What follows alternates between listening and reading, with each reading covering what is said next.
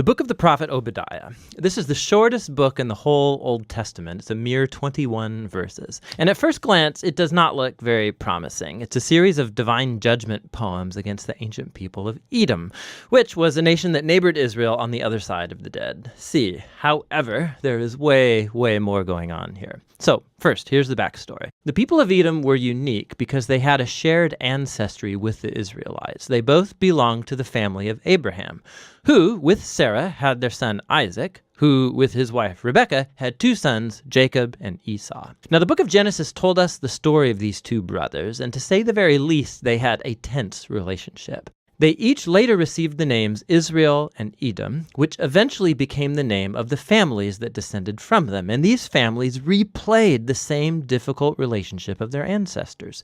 Israel and Edom had enormous tensions throughout the centuries, but they still shared that family bond. And it's that bond that was betrayed and shattered in the tragic events of Jerusalem's fall to Babylon. So when Israel was invaded and conquered by Babylon, the people of Edom took advantage by plundering other Israelite cities and then capturing and even killing Israelite refugees. Now, in other prophetic books, God held Israel's neighbors accountable for this kind of violence. And so here, Obadiah does the same for Edom.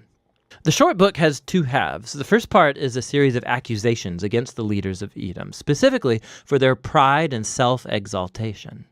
Literally, as they lived up high in the desert rocks, but also metaphorically, they truly believed they were superior to the Israelites. And it's that pride that led the Edomites to not just stand idly by when Babylon came to destroy Jerusalem, but actually to participate in the destruction. And so God says through Obadiah that Edom will be brought down from their height and destroyed. As they have done to Israel, so it will be done to them.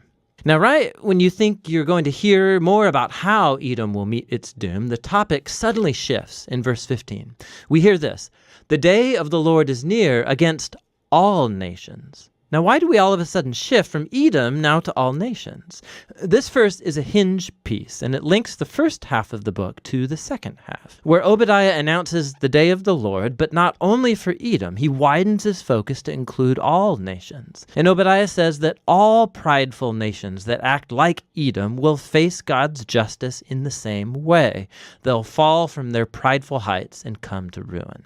Now, the combination of these two sections, one about Edom, the other about all nations, shows us why Obadiah was so interested in this tiny southern neighbor of Israel. Obadiah sees Edom's pride and fall as an example, an image of how God will one day confront the pride of all nations and bring about their fall too. It's hardly coincidental that in Hebrew, the word Edom, or Edom, is spelled with the exact same letters as the word humanity, or in Hebrew, Adam. In Obadiah, Edom's rise and fall is a parable of how God's justice will one day oppose pride and violence among all nations in the day of the Lord. But as in all the prophets, God's judgment is never his final word.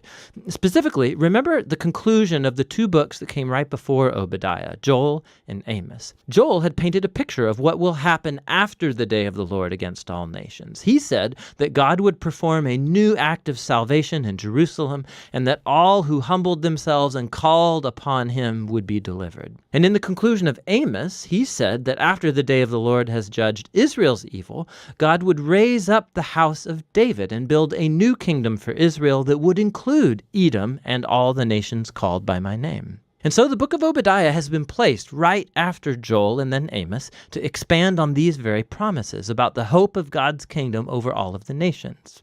And so the book concludes with a very hopeful future.